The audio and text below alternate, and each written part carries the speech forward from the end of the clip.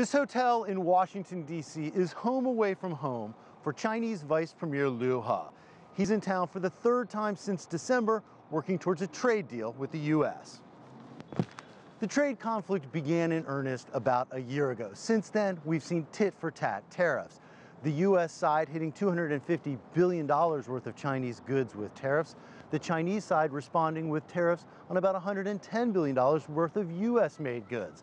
Along the way, the trade conflict has strained the economies of both countries. Then came the truce.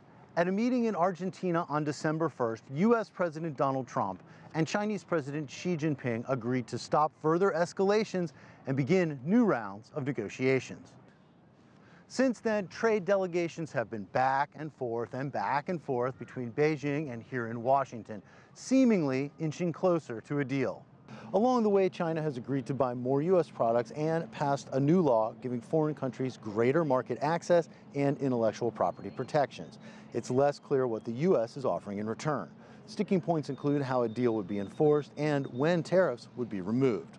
We expect 2 days of formal talks between the U.S. and Chinese negotiators and possibly an in-person meeting with President Trump here at the Oval Office. Trump has repeatedly said he wants to finalize this deal in person with President Xi Jinping.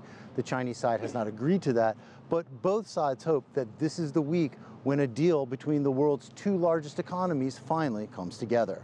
Jim Spellman, CGTN at the White House.